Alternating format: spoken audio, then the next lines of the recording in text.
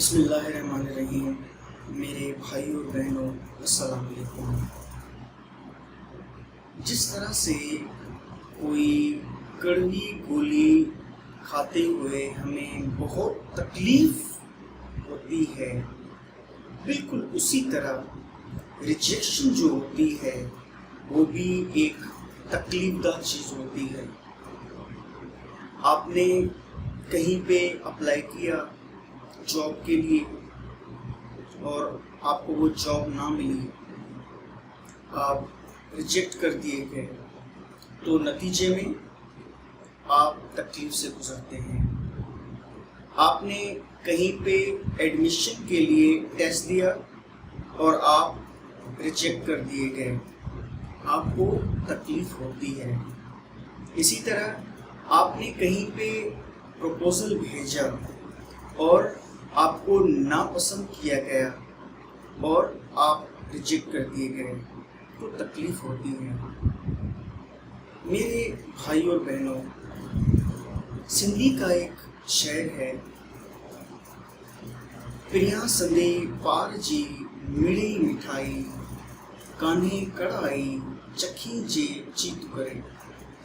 یعنی اللہ رب العزت کی طرف سے جو کوئی بھی چیز ہماری زندگی میں آتی ہے وہ میٹھی ہے، اس میں کوئی بھی کڑواہٹ نہیں، لیکن وہ مٹھاس آپ کو تب ہی محسوس ہو پائے گی جب آپ اس کو محبت سے دیکھیں۔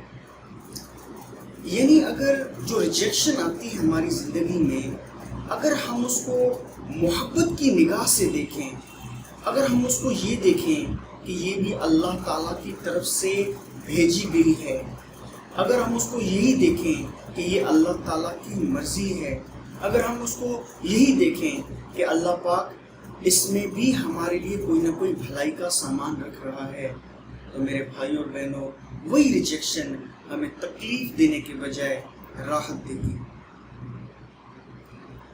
2008 میں جب میں 3rd ایئر میں پڑھ رہا تھا یونیورسٹی آف سنٹ جامشورو میں، تب سندھ پولیس میں ویکنسیز اناؤنس ہوئی کانسٹیبل کی۔ کانسٹیبل نارملی 5 گریڈ کا ایک سپاہی ہوتا ہے، تو میں جس سوشل کلاس سے تعلق رکھتا تھا اس میں ایک سپاہی بن جانا ہی بہت بڑی بات ہوتی ہے۔ بڑے سے بڑا خواب یہی ہوتا ہے کہ آپ آرمی میں سپاہی بن جائیں اور آپ پولیس میں سپاہی بن جائیں، تو اسی طرح میرا بھی یہی خواب تھا کہ میں وہ سپاہی بن جاؤں، تو یہ بھی میرے لیے بہت بڑی بات ہوتی۔ تو یونیورسٹی تو میں پہنچ گیا، لیکن میرا خواب وہی رہا کہ مجھے سپاہی بننا ہے۔ تو وہاں پہ میں نے اپلائی کیا، اس کے بعد ٹیسٹ ہوئے۔ ٹیسٹ میں 50 سوال دیے گئے تھے اور 50 کے 50 کے جواب مجھے آ رہے تھے اور وہ میں نے دیے۔ اس کے بعد انٹرویو میں بلایا گیا۔ وہ جو انٹرویو کمیٹی میں 2 بندے تھے،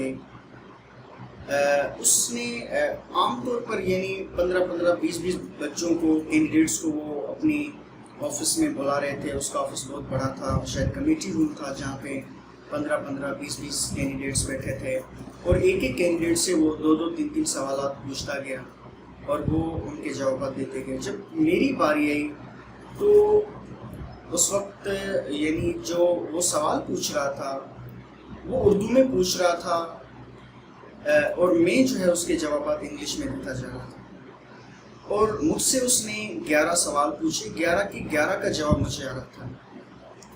اب وہ جتنے سارے بچے تھے وہاں پہ، کینڈیڈیٹس تھے، وہ جب باہر نکلے تو مجھے مبارکباد دے رہے تھے کہ یار آپ نے تو 11 سوالات کے جوابات دے دیے، آپ کی تو سلیکشن پکی ہے۔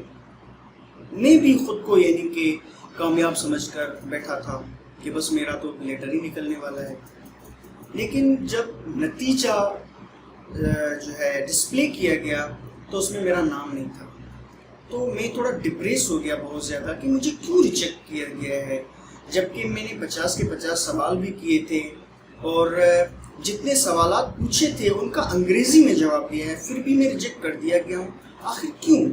تو تھوڑا سا میں ڈپریس تھا۔ تو انہی دنوں میں یعنی غالباً 2 3 دن گزر گئے ہوں گے یا 1 ہفتہ گزر گیا ہوگا، ایک چھوٹا سا واقعہ ہوا۔ وہ کیا تھا کہ میں گھر سے جا رہا تھا اسٹاپ کی طرف، تو ہمارے یہاں یہ ہوتا ہے انٹیریئر سندھ میں کہ جو گدھا گاڑی ہوتے ہیں وہ اگر خالی جا رہے ہوتے ہیں تو آپ ان سے لفٹ مانگتے ہیں اور آپ بھی گدھا گاڑی پہ بیٹھ جاتے ہیں. تو وہ گدھا گاڑی والا جا رہا تھا، تو میں نے اسے کہا کہ انکل مجھے بھی آگے جانا ہے، آپ مجھے لے کر چلیں. تو اس گدھا گاڑی والے نے کہا نہیں میں آپ کو نہیں لے کر جا رہا. تو مجھے تھوڑی شرمساری بھی ہوئی کہ بھئی گدھا گاڑی والے نے بھی مجھے لفٹ نہیں دی. تو اس شرمساری کے عالم میں تھوڑا ہی چلا ہوں گا تو پیچھے سے جو ہے ایک میرا دور کا رشتہ دار بھی ہے اور دوست بھی ہے، وہ گاڑی میں آ رہا تھا، کار میں آ رہا تھا، وہ اس کی اپنی ٹیکسی تھی. اسے جب مجھے جاتا دیکھا تو میرے پاس آ کر اس نے بریک لگائی اور جو ہے مجھے کہا کہ کہاں جا رہے ہو؟ تو میں نے کہا کہ میں اسٹاپ پہ جا رہا ہوں. اس نے کہا بیٹھو تو میں آپ کو چھوڑ کر آتا ہوں.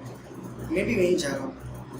تو جب میں اس کی گاڑی کا اگلا دروازہ کھول کر گاڑی میں بیٹھنے ہی والا تھا تو میرے ذہن میں یہ خیال آیا کہ یار یہ جو آپ کو گدھا گاڑی والے نے لفٹ نہیں دی یہ آپ کی بہتری کے لیے تھی، کیونکہ اس نے آپ کو ریجیکٹ کیا لیکن آگے آپ کے لیے کار تھی جس میں آپ نے بیٹھنا تھا. تو غالباً وہ جو پولیس والی جاب تھی، کانسٹیبل والی جاب تھی، وہ شاید آپ کے لیے گدھے گاڑی کی طرح ہو اور کار کی مانند کوئی ایسی اچھی جاب ہو جو آپ کا آگے انتظار کر رہی ہو اور آپ تو یہاں پہ مایوس اور ڈپریس ہوئے بیٹھے ہو. اس ایک چیز نے میرے اندر میں اتنی موٹیویشن بھر دی کہ پھر میں کبھی بھی مایوس نہیں ہوا.